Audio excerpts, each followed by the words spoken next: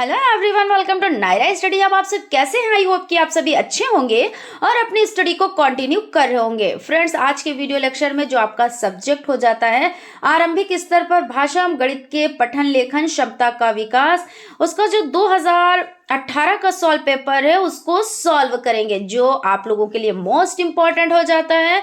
So video को बिल्कुल भी स्किप ना कीजिएगा और वीडियो को लास्ट तक जरूर देखिएगा। तो चलते हैं आज की सीरीज का फर्स्ट नंबर क्वेश्चन देख लेते हैं। क्वेश्चन आपका हो जाता है, पठन की प्रक्रिया में उचित आरोह अवरोह का समावेश न होने का प्रमुख कारण है। तो उचित आरोह अवरोह का समावेश न होने का, यहाँ पे क्वेश्चन समझिएगा, न होने का जो प्रमुख कारण है वो क्या है? शीघ्रता से पठन, भाव को समझकर न पढ़ना, अधिक तेज आवाज में पढ़ना। तो यानी यहाँ पे क्या हो जाता है, क्योंकि सभी चीजें अगर आप बहुत जल्दी जल्दी से पढ़ देंगे और चीजें समझ में नहीं आएंगी, वो भी चीज गलत है। भाव को समझ कर ना पढ़ना, आपने भाव को नहीं समझा तो फिर कैसे सही रहेगा, है ना। यानी और बहुत ज्यादा तेज आवाज में पढ़ेंगे तब भी आप क्या करेंगे, आप गड़बड़ा जाएंगे। तो यानी उपर्युक्त सभी, इसमें द ऑप्शन राइट हो जाता है। क्वेश्चन है आपका, लिखित भाषा के ध्वन्यात्मक पठन को कहते हैं। तो स्वर पठन, मौन पठन, उपर्युक्त दोनों या इनमें से कोई नहीं। तो लिखित भाषा के ध्वन्यात्मक यानी आवाज से, तो जब पढ़ेंगे तो सस्वर वाचन होगा ना, सस्वर पठन होगा। मौन पठन में तो आवाज नहीं होती है ना। तो इसलिए आपका फर्स्ट ऑप्शन राइट हो जाएगा, यानी कि आ ऑप्शन राइट है। वाक्य में निम्नलिखित गुण होते हैं, सार्थकता, क्रमबद्धता, उपर्युक्त दोनों, इनमें से कोई नहीं। तो वाक्य में जो गुण होते हैं वो सार्थकता भी और क्रमबद्धता भी, यानी कि सा ऑप्शन आपका राइट हो जाता है। का उच्चारण स्थान है तालु, मूर्धा, कंठ, दंत। तो आपका कंठ, क्योंकि का, खा, गा, घा, अड़ा, हा, है ना, ये सब क्या है, ये कंठ है। तो का जो है वो कंठ हो जाता है। दंत, ता, था, दा। आप बोले तो जबान दांतों से टकरा रही है, ता, था, दा, धा, तो ये दंत हो जाता है इस तरह से। इच्छा शब्द का पर्यायवाची है आशा, स्पृहा, अभिलाषा, उपयुक्त सभी। तो उपयुक्त सभी हो जाते हैं। क्वेश्चन है, कोष्टक चिन्ह है तो कौन से हैं? देखिए, ये छोटा ब्रैकेट, मंझला ब्रैकेट, बड़ा ब्रैकेट, यानी सभी कोष्टक हैं। तो उपयुक्त सभी, यानी कि आपका द ऑप्शन राइट है। किसी कथन का विस्तार देने वाले विवरण को प्रारंभ करने के लिए किस विवरण चिन्ह का प्रयोग किया जाता है? तो आप देख सकते हैं यहाँ पे, देखिए ये तो कोष्टक हो जाता है, ये पूर्ण विराम हो जाता है, ये प्रश्न चिन्ह हो जाता है, लेकिन आपका आंसर ये हो जाता है ना। जब आप लिखते हैं, जैसे आपने कहा कोई चीज लिखना चाहे, किसी चीज का विवरण देना चाहे, तो इस तरह से आप करते हैं, फिर विवरण देते हैं ना। शुद्ध शब्द है कौन सा? तो शुद्ध शब्द आप पहले लिख के देखिए। सबसे पहले छोटा ऊ, आधा जा, फिर आधा जा, फिर ला, व और फिर ला, उज्ज्वल। तो देखिए इसमें मैच कीजिए, देखिए द ऑप्शन में ऐसा लिखा हुआ, तो यही राइट है, यानी कि 2 बार आधा जा और आधा जा ही बनेगा। तो इस तरह से आप इसकी प्रैक्टिस कर लीजिए। और एक आशीर्वाद, उसकी भी प्रैक्टिस कर लीजिए, क्योंकि बहुत लोग क्या करते हैं, इसी में रा लगा देते हैं, लेकिन ऐसा नहीं। आशीर्वाद, देखिए बहुत लोग कैसे लिख देते हैं, आशीर और वाद। देखिए ज्यादातर चलन में ऐसा है, लोग इस तरह से लिखते हैं, लेकिन जबकि सही आपका ऐसे होता है। तो इसकी भी प्रैक्टिस आप कर लीजिए। जिन स्वरों का उच्चारण करते समय मुख पूरी तरह खुला रहता है क्या कहलाते हैं? तो जब मुख पूरी तरह खुला रहता है तो विवृत स्वर होते हैं, यानी कि बा ऑप्शन आपका राइट है। शब्द की विशेषताएं, शब्दों के मेल से वाक्य बनता है, वाक्यों के प्रयोग किए गए शब्द पद कहलाते हैं, शब्दों के बिना भाषा का कोई अस्तित्व नहीं है। तो प्रयुक्त सभी, यानी कि द ऑप्शन आपका राइट हो जाएगा। क्वेश्चन है, दी गई संख्याओं का आरोही क्रम यानी अवरोही, यहाँ पे अवरोही क्रम करना है। अवरोही मतलब क्या होता है? देखिए पहले आरोही क्रम को आप समझे तो अवरोही क्रम आप समझ जाएंगे, है ना। आरोही जैसे 1, फिर 2, फिर 3, फिर 4, फिर 5, यानी इस तरह से चलता जाता है। अवरोही जैसे इधर से आप 5, 4, 3, 2, 1, यानी आप सीढ़ियों से उतरेंगे तो अवरोही और सीढ़ियों पे चढ़ेंगे तो आरोही।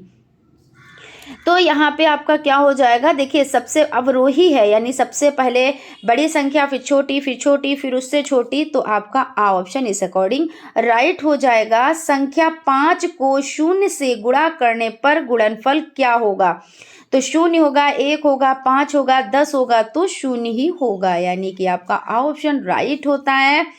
0 को किसी संख्या से भाग देने पर भागफल क्या आता है, तो क्या आता है, तो 10 है, 2 है, 1 है, 0 है, तो इसमें भी आपका 0 ही हो जाता है। किसी को किसी यानी कि 0 को किसी संख्या से भाग देने पर क्या होता है, तो 0। पुस्तक प्रेस कारखाने में पिछले वर्ष 39,779 तथा वर्तमान वर्ष में 46,759 पुस्तकें छपाकर तैयार हुई। कुल कितनी पुस्तकें छपी, तो इसमें आपको प्लस कर देना है दोनों को, यानी कि कुल जहाँ पे हो, योग जहाँ पे, वहाँ पे क्या करते हैं, जोड़ देते हैं, और जोड़ने पर आपका ये राइट आंसर हो जाएगा, यानी कि बा ऑप्शन आपका राइट हो जाएगा। 1 सैकड़े में कितनी दहाइयाँ होती हैं, तो 1 सैकड़े में 10 दहाइयाँ होती हैं, यानी कि आपका बा ऑप्शन राइट हो जाता है। यहाँ पे आप लोगों के बहुविकल्पी टाइप क्वेश्चन कंप्लीट हो जाते हैं। आई होप आप लोगों को सेशन अच्छा लग रहा होगा। तो अगर अच्छा लग रहा है तो भाई एक लाइक तो बनता ही बनता है, ठीक है ना। और अगर अभी तक आप लोगों ने चैनल को सब्सक्राइब नहीं किया है तो सब्सक्राइब भी कर ले। इस तरह के आपको क्लासेस मिलेंगे, प्रोवाइड होंगे, क्योंकि आप सब्सक्राइब नहीं करेंगे तो आपके पास नोटिफिकेशन कैसे पहुंच पाएगी, है ना। उसके बाद आपका हो जाता है अति लघु टाइप क्वेश्चंस में जो आपका 16 नंबर क्वेश्चन है, पठन शिक्षण की ध्वनि साम विधि लिखिए। तो इस विधि के प्रयोग द्वारा एक जैसी ध्वनियों के वर्णों का ज्ञान एक साथ दिया जाता है, यथा राम, काम, श्याम, आम, दाम आदि। इस विधि में बालकों को पढ़ने के प्रति रुचि जागृत करने के लिए चित्र प्रणाली के माध्यम से अध्ययन कराना उपयोगी है। व्यंजन वर्णों को लिखिए। तो ये आपका स्पर्श व्यंजन हो जाता है, अंतस्थ व्यंजन हो जाता है, स्पर्श व्यंजन, अंतस्थ व्यंजन, ऊष्म व्यंजन, संयुक्त व्यंजन, ये सभी के बारे में आपको बहुत अच्छे से पता है। अंतस्थ व्यंजन जैसे या, रा, ला और वा, ये 4 हो जाते हैं। ऊष्म व्यंजन जैसे पिछरी शा और आपका सा, फिर आपका शरीफे वाला शा और ये हा हो जाता है। और संयुक्त छत्रंग यानी आपका जो संयुक्त हो जाते हैं तो आपका कौन कौन हो जाते हैं, तो जैसे क्षत्रिय वाला छा हो जाता है, नत्रा हो जाता है, ज्ञा हो जाता है और आपका श्रा हो जाता है। ये आपके क्या हो जाते हैं, ये संयुक्त हो जाते हैं। इनमें जैसे कभी कभी इस तरह के भी क्वेश्चन कभी कभी क्या ज़्यादातर पूछे ही जाते हैं कि ये किसके मेल से बना है, तो इस पे आप लोग बहुत अच्छे से मजबूत पकड़ बना लीजिएगा। शब्द किसे कहते हैं, निश्चित अर्थ को अभिव्यक्त करने वाले वर्णों के समूह को शब्द कहते हैं, जैसे मोहन, पुस्तक आदि हो जाते हैं, ठीक है। निषेधात्मक या निषेध सूचक वाक्य किसे कहते हैं, जिसमें नेगेटिव यानी निषेधात्मक है ना। तो जिन वाक्यों में क्रिया के निषेध का ज्ञान होता है उन्हें निषेध सूचक वाक्य कहते हैं। उदाहरण, वह विद्यालय नहीं जाता है, यानी कोई कुछ भी आप लिख सकते हैं, जरूरी नहीं हमने यहाँ पे लिखा विद्यालय नहीं जाता, तो आप भी ऐसे जो भी आपको सही लगे, यानी नेगेटिव होना चाहिए, उसमें नॉट का यूज होना चाहिए, यानी नहीं का यूज होना चाहिए, है ना। अंतस्थ व्यंजनों को लिखिए। तो देखिए अंतस्थ व्यंजन ये देखिए आ गए, 11 अलावा 4 होते हैं। कभी कभी नंबर भी पूछ लेते हैं कि ये कितने होते हैं, कभी कभी ऐसा होता है कि अंतस्थ व्यंजनों को लिखिए, है ना, या 4 ऑप्शन दिए हैं तो उसमें से आपको चूज करना होता है। तो यानी घुमा फिरा के क्वेश्चंस ऐसे ही बनते हैं। आप लोग को जब पूरी जानकारी होगी इसके बारे में तभी आप इस तरह के क्वेश्चंस सॉल्व कर पाएंगे। विलोम शब्द किसे कहते हैं, जब 2 शब्द विपरीत उल्टा अर्थ देते हैं तो वे एक दूसरे के विलोम कहलाते हैं। विलोम शब्द को विपरीतार्थक शब्द कहा जाता है।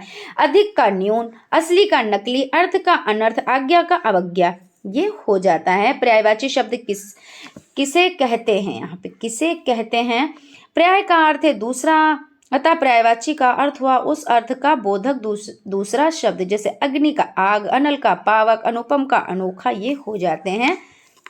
ज्ञानार्जन और ज्ञान वृद्धि के प्रमुख स्रोत कौन कौन से हैं, तो ज्ञानार्जन और ज्ञान वृद्धि का प्रमुख स्रोत है पठन। पुस्तकों, पत्र पत्रिकाएं, इंटरनेट पढ़ने से ज्ञानार्जन भी होता है और ज्ञान वृद्धि भी होती है। संकर शब्दों को उदाहरण सही लिखिए। तो संकर ये शब्द 2 भाषाओं के शब्दों को मिलाकर बना लिए गए हैं, उन्हें संकर शब्द कहते हैं, जैसे रेल, प्लस गाड़ी, नेक प्लस चलन, नेक चलन, इस तरह से हो जाता है। विराम चिन्हों संबंधी समस्या के प्रमुख कारण लिखिए। रुकना या ठहरना, अपने भावों को प्रकट करने के लिए भाषा बोलते समय अथवा लिखते समय कुछ स्थानों पर रुकना पड़ता है। अगर बिना रुके ही अपनी बात को कहते हैं तो सुनने वाले की समझ में कुछ नहीं आएगा।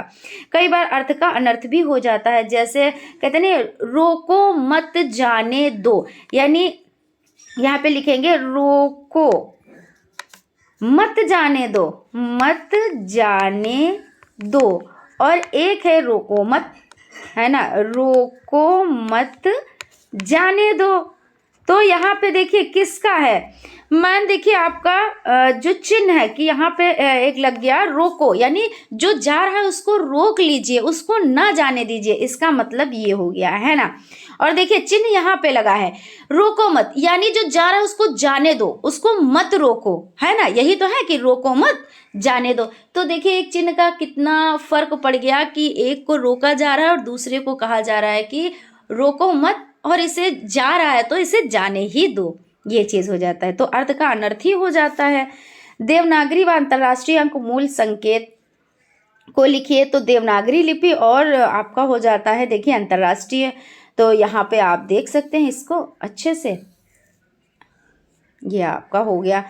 आरोही क्रम को उदाहरण सहित, आरोही यानी कि बढ़ते हुए क्रम में लिखना है कि पहले छोटी संख्या फिर बड़ी संख्या। तो यहाँ पे आप देख लें, सबसे पहले 8 है तो 8 लिख दिया, फिर 8 के तुरंत बाद देखिए यहाँ पे 9 है तो 9 देखिए लिख दिया, फिर 9 के बाद तुरंत 10 है तो 10 लिख दिया, फिर 11 है तो 11 लिख दिया, 12 है तो 12 देखिए लिख दिया, फिर उसके तुरंत बाद 13 तो 13 लिख दिया, फिर 14 है तो ये लिख दिया, और फिर 16 है। तो इस तरह से आप लिखेंगे। अगर अवरोही पूछते तो यहाँ से स्टार्ट करते, पहले 16 फिर 14 फिर 13 फिर 12 फिर 11 फिर 10 फिर 9 फिर 8, है ना। लेकिन पूछ कुछ भी सकते हैं, सब चीज़ें तैयार होनी चाहिए अच्छे से, जो भी डाउट्स हैं वो क्लियर होने चाहिए। संख्या 32,541 एवं 61,000 यानी 6,170 की तुलना कीजिए, है ना। तो इसमें क्या करना होता है, यानी यहाँ पे आपका हो जाता है इकाई, दहाई, सैकड़ा, हजार, 10,000, 26,371 का अंतर है, ये अंतर है। आप इसको जब इस तरह के आए तो आप इसको यानी 32,541 में से आपने इतना कर दिया माइनस, तो 26,371 आंसर आपका निकल कर आ गया। अवधारणा या संबोध निर्माण हेतु क्या आवश्यक है। अवधारणा या संबोध निर्माण हेतु आवश्यक है कि बालकों की समझ उनके ठोस, मूर्त एवं अन्य वस्तुओं के माध्यम से कराएं, क्योंकि ठोस व मूर्त वस्तुओं से कार्य करते समय बच्चों की कई इंद्रियां एक साथ सक्रिय होती है, जिससे सीखना आसान हो जाता है। 15 अमरूद है, प्रत्येक बच्चे को 3-3 अमरूद दिए गए हैं, तो कितने बच्चे को अमरूद मिले।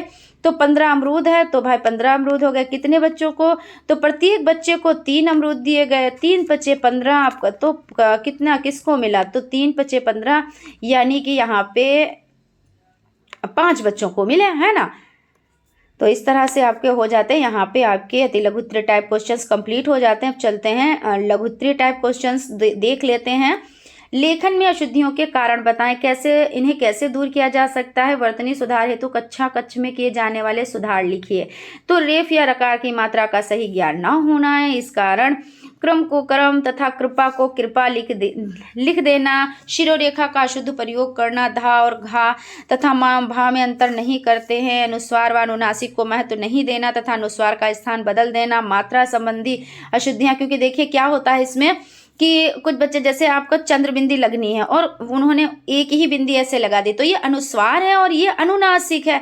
देखिए एक इसमें अनुस्वार है, अनुस्वार हमने आपको बताया कि जिसमें एक ना हो तो वो एक बिंदी है, और अनुनासिक 2 बिंदियां हैं। तो अब आप इसको चेंज कैसे कर सकते हैं, किसी की जगह कोई नहीं ले सकता है ना। लेकिन इसमें बहुत ज़्यादा अंतर, जैसे भा है और माँ है, तो भा ऐसे बनता है और माँ ऐसे। अब इस पर एक लाइन इस तरह से खींच दी जाती है, तो भा और माँ में कोई फर्क हो। कुछ लोग तो बिल्कुल ऐसे करके भा बना के और उस पर ऐसे, और माँ और भा में क्या फ़र्क है, कोई फ़र्क नहीं रहा। तो इन सब चीज़ों का ख्याल रखना होता है। मात्रा संबंधी अशुद्धियाँ, ह्रस्व तथा दीर्घ स्वरों में अंतर ना समझ पाना, वर्णों का अनावश्यक लोप कर देना, संयुक्त वर्ण संबंधी दोष, एक वचन तथा बहुवचन संबंधी अशुद्धियां कर देना, जैसे नारी से नारियां तथा लड़की से लड़कियां। वर्ण संबंधी अशुद्धियां कर देना। अशुद्धियों को दूर करने के उपाय, शुद्ध उच्चारण एवं शुद्ध लेखन का अभ्यास कराना, 12 खड़ी का अभ्यास कराना, व्याकरण का पूर्ण ज्ञान कराना, लिपि का समुचित ज्ञान देना, वाचन का ठीक प्रकार अभ्यास कराना, ये हो जाता है। शुद्ध पठन हेतु किन बातों का ध्यान रखना चाहिए, तो यहाँ पे देख लेते हैं। पढ़ते समय पढ़ने की मुद्रा व ध्यान रखने योग्य बातें। पढ़ते समय बच्चों को प्रारंभिक स्तर पर सस्वर पठन तथा उच्च स्तर पर मौन पठन का अभ्यास कराना चाहिए। पठन के समय सर्वप्रथम आदर्श पठन प्रस्तुत करना चाहिए। पढ़ते समय छात्रों की एकाग्रता को बढ़ाने का प्रयास करना चाहिए। पठन में उच्चारण की परिशुद्धता, विराम चिन्हों का समुचित प्रयोग, व्याकरणिक पद क्रम, पदबद्ध वाक्य विन्यास, पठन या वाचन शैली आदि का ध्यान रखना चाहिए। शांत तथा रुचिकर वातावरण का निर्माण पठन के लिए आवश्यक माना जाता है। शुद्ध, सुडौल तथा आकर्षक लेखन में अनुलेख, श्रुतलेख तथा श्रुतलेख के महत्व पर प्रकाश डालिए।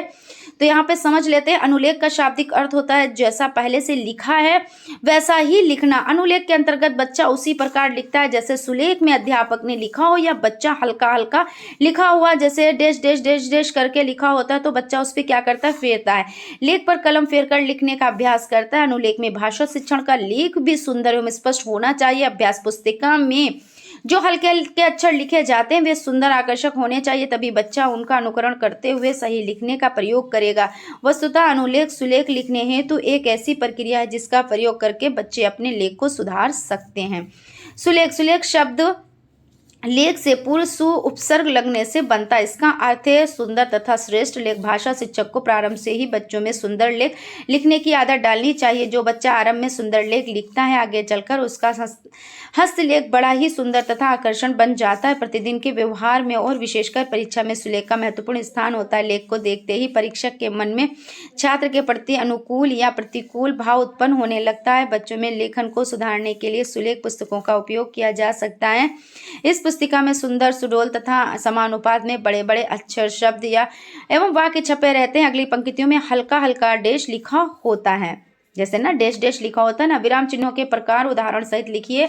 तो विराम चिन्हों से आप क्या समझते हैं, इसके प्रकार बताएं। शब्दों और वाक्यों का परस्पर संबंध बताने एवं किसी विषय को भिन्न भिन्न भागों में बांटने और पढ़ते समय उपयुक्त विराम पाने के लिए रचनाओं में जिन चिन्हों का प्रयोग किया जाता है उन्हें विराम चिन्ह कहा जाता है। विराम चिन्हों के प्रकार देखिए, पूर्ण विराम हो जाता है तो पूर्ण विराम किस तरह से, जब वाक्य कंप्लीट हो जाता है तो इस तरह से पूर्ण विराम लगा दिया जाता है। और अर्ध विराम कैसे लगाया जाता है, तो जब इससे आधा और अल्प विराम से ज़्यादा है ना, तो ये आपका हो जाता है अर्ध विराम। ये ऊपर एक बिंदी और इस तरह से। और उसके बाद अल्प विराम देखिए, अल्प विराम कैसा होता है, जैसे थोड़ा ठहरना होता है, जैसे राम श्याम, सीता गीता, मूली गाजर, कुछ भी, जैसे कोई सब्जी का नाम ले लें, कोई मनुष्य का नाम ले लें, लेकिन साथ में दो नाम लेने होते हैं तो थोड़ा सा हल्के से ठहरना होता है। जैसे सीता गीता, सीता के बाद गीता में आप हल्का सा ठहरे तो आप इस चिन्ह का यूज करेंगे, जो आप लोग बहुत अच्छे से जानते हैं और बहुत अच्छे से कर पाएंगे। और प्रश्न चिन्ह होता है, तो प्रश्न चिन्ह जब कोई प्रश्न पूछता है तो इस तरह का चिन्ह लगाया जाता है, तो इसको भी आप लोग ध्यान में रखिएगा। हालांकि सभी चीज़ों को डिटेल में बता चुके हैं और बहुत ही बारीकी से डिस्कस किया गया है, आप उनको भी देख सकते हैं और बाकी आप चीज़ों को अच्छे से तैयार कर सकते हैं। प्रारंभिक स्तर पर लेखन की अच्छी आदतों को कैसे विकसित करेंगे, तो प्रारंभिक स्तर पर लेखन की अच्छी आदतों का विकास देवनागरी लिपि लिखने का अभ्यास कराते समय लकड़ी की मजबूत तथा चौरस आकार की चिकनी तख्ती देनी चाहिए। बच्चे को लेखनी सरकंडे या किसी जंगली लकड़ी की बनी देनी चाहिए। इसके साथ साथ दवात की स्याही भी तैयार कर लेनी चाहिए। दवात हमेशा बच्चे के दाईं ओर रखनी चाहिए ताकि कलम डुबाने में उसे कठिनाई ना हो। तख्ती पर ऊपर तथा नीचे और बाईं ओर हाशिया छोड़कर लिखना चाहिए। अक्षरों को सुंदर तथा सुडौल और अनुपात में लिखना चाहिए। देखिए, तख्ती की बात आ रही है तो तख्ती कैसे होती है, ऐसी ही तो होती है ना, आप लोगों ने देखी होगी, है ना, इस तरह से। और स्लेट होती है ना, तो स्लेट तो सभी लोग ज़्यादातर जानते हैं। और तख्ती भी इस तरह से होती है, लकड़ी की बनी होती है। तो यही चीज़ कही जा रही है कि इस तरह से हाशिया छोड़कर और फिर यहाँ पे लिखा जाए, यहाँ पे डेट, ये जैसे पेज पे लिखते हैं, तो इस तरह से जब बच्चों को सिखाया जाएगा तो वो अच्छे से लिख पाएंगे। सुलेख लिखने का अभ्यास कॉपी में ही करवाया जाए। बाजार में सुलेख लेखन की कई प्रकार की अभ्यास पुस्तिकाएं मिलती हैं, उनका उपयोग अभ्यास के लिए किया जा सकता है।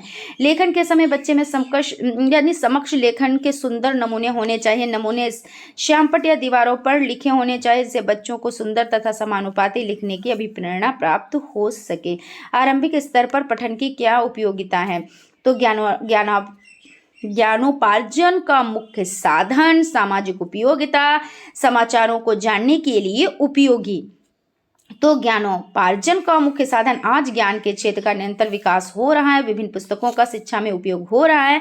पठन के द्वारा अच्छी ज्ञान वृद्धि की जा सकती है। सामाजिक उपयोगिता, सामाजिक रूप से भी पठन बहुत उपयोगी है। मनुष्य को अपने सामाजिक जीवन में प्रतिदिन बहुत से काम करने पड़ते हैं, चाहे हम किसी बैंक में जाएं या सरकारी कार्यालय में। बिना पठन के कोई कार्य नहीं हो सकता। समाचारों को जानने के लिए उपयोगी। आज के युग में पत्रकारिता का निरंतर विकास होता जा रहा है। समाचार पत्र पत्रिकाएं विभिन्न भाषाओं में प्रकाशित हो रही हैं। व्यक्ति प्रातःकाल उठते ही समाचार पत्र पढ़ना चाहता है। पठन का समाचारों को जानने में भी उपयोगी। शिक्षा प्राप्ति में सहायक। पठन की योग्यता के बिना शिक्षा अधूरी है। यदि किसी मौखिक अभिव्यक्ति का अवसर मिलता है तो इसके लिए सस्वर वाचन का अभ्यास करना अत्यंत आवश्यक है तथा साहित्यिक अध्ययन के लिए भी पठन आवश्यक है। मनोरंजन में सहायक। हम हर स्तर पर कविता कहानी के माध्यम से अपना मनोरंजन पठन की सहायता से कर सकते हैं।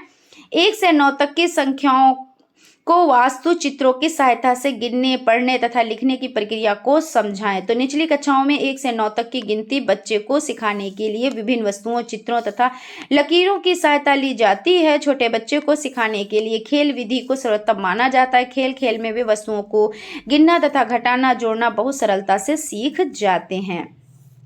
बिना उधार लिए घटाना की क्रिया को उदाहरण सहित स्पष्ट कीजिए। तो बिना उधार लिए जैसे आपका हो जाता है, इसमें क्या कह रहे हैं, बिना उधार लिए घटाना की प्रक्रिया। तो 8 में से, अब घटाना की प्रक्रिया कह रहे हैं, तो 8 में से 5 गए तो 3, और 7 में से 5 गए तो 2, और 9 में से 7 गए तो 2, 8 में से 6 गए तो 2, और 7 में से 3 गए तो 4। तो इस तरह से बिना उधार लिए घटाना की प्रक्रिया कंप्लीट हो जाती है।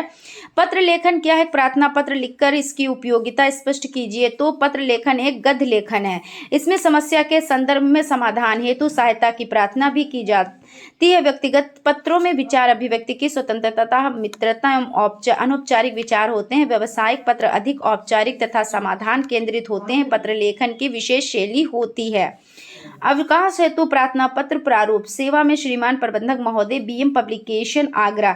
विषय बीमारी के कारण 2 दिवसीय अवकाश प्राप्ति के संदर्भ में महोदय सविनय निवेदन है कि मैं अचानक तीव्र ज्वर से पीड़ित होने के कारण कार्यालय आने में असमर्थ हूँ।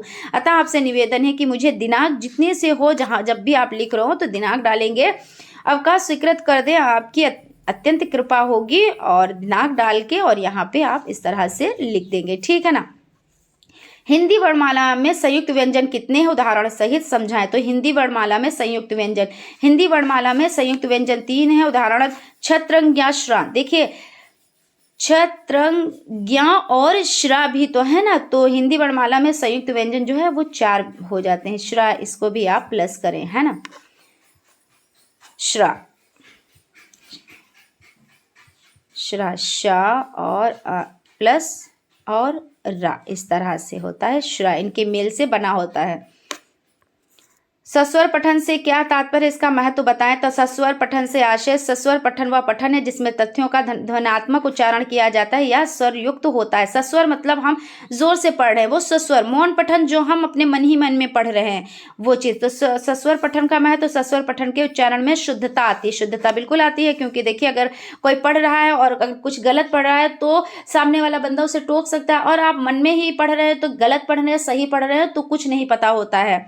इस प्रकार के पठन में स्वरों के आरोह अवरोह, बलाघात, प्रवाह, स्पष्टता तथा रसात्मकता के गुण छात्र में आते हैं। बिल्कुल आते हैं, क्योंकि जब पढ़ेगा तो उसमें बलाघात भी होगा, स्पष्टता भी होगी और सारे ये गुण आ जाएंगे। सस्वर पाठन द्विमुखी प्रक्रिया है। इसके अंतर्गत अध्यापक द्वारा आदर्श पठन तथा छात्र द्वारा अनुकरण पठन किया जाता है। सस्वर पठन प्रारंभिक कक्षाओं के लिए उपयोगी। इसमें वाक इंद्रियां क्रियाशील रहती हैं। इस पठन से छात्रों में संकोच तथा झिझक दूर हो जाती है, उनमें आत्मविश्वास का सृजन होता है। बिल्कुल, जब तेज तेज आप पढ़ेंगे तो आप किसी के भी सामने पढ़ सकते हैं, आप झिझक नहीं करेंगे, शर्म नहीं करेंगे। और ऐसे जब क्या होता है, जब इतनी नॉलेज नहीं होती, इतनी चीज़ों की जानकारी नहीं होती, तो आप दूसरों के सामने कैसे पढ़ेंगे, क्योंकि आपको आप में झिझक है। तो जब तेज तेज आप पढ़ेंगे तो पहले आप घर में ऐसे पढ़ेंगे, बोलेंगे, विद्यालय में पढ़ने लगे, फिर किसी के भी सामने पढ़ना हो, बोलना हो तो आप आराम से बोल सकेंगे। तो ये चीज़ हो जाती है, तो इसमें झिझक भी दूर हो जाती है। क्वेश्चन है, पूर्ण विराम से क्या तात्पर्य है? उदाहरण बताएं। तो पूर्ण विराम यानी क्या? पूर्ण विराम यानी विराम चिन्ह, यही तो होता है। जब वाक्य को कंप्लीट कर लेते हैं तो पूर्ण विराम का यूज करते हैं जब वाक्य पूरा हो जाता है। देखिए यहाँ पे भी वही चीज है कि जब वाक्य को पूरा कर लिया जाता है तो वाक्य के अंत में पूर्ण विराम का प्रयोग किया जाता है। वाक्य लंबे या छोटे होने से इसमें कोई अंतर नहीं होता है। जरूरी नहीं होता है कि आप छोटा सेंटेंस लिखे तो पूर्ण विराम नहीं लगेगा, लेकिन आपने बात कही, भले आप बड़ी बात कहें तब भी पूर्ण विराम, छोटी बात कहेंगे तब भी पूर्ण विराम। पूर्ण विराम का मतलब यह है कि आपने कंप्लीट कर लिया है और वहां पे पूर्ण विराम लग गया। और अल्प विराम, जैसे आपने दो चीजों का साथ में नाम लिया, जैसे किसी का नाम ले लिया आपने सीता गीता, तो बीच में आपने लगाया। आपने किसी सब्जी, दो सब्जियों के नाम ले लिए मूली गाजर, तो बीच में आपने क्या किया, अल्प विराम का यूज किया। यहाँ पे मूली गाजर और अल्प विराम का भी यूज किया।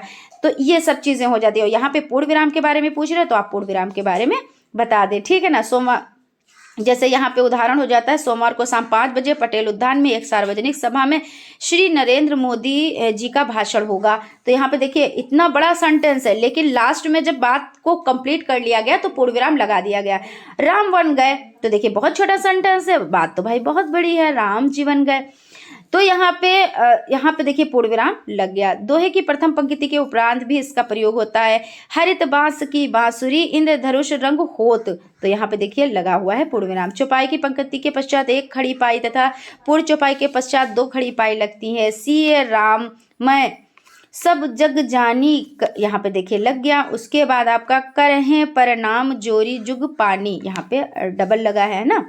फिर उसके बाद है वाक्य किसे कहते हैं, इसकी प्रमुख विशेषताएं बताएं। तो वाक्य का अर्थ, विचार को पूर्ण रूप से व्यक्त करने वाले शब्द समूह को वाक्य कहते हैं। वाक्य की विशेषताएं, सार्थकता, वाक्य रचना में प्रयुक्त होने वाले सभी पद सार्थक होने चाहिए। वाक्य में प्रयुक्त शब्दों की आपस में संगति होनी चाहिए।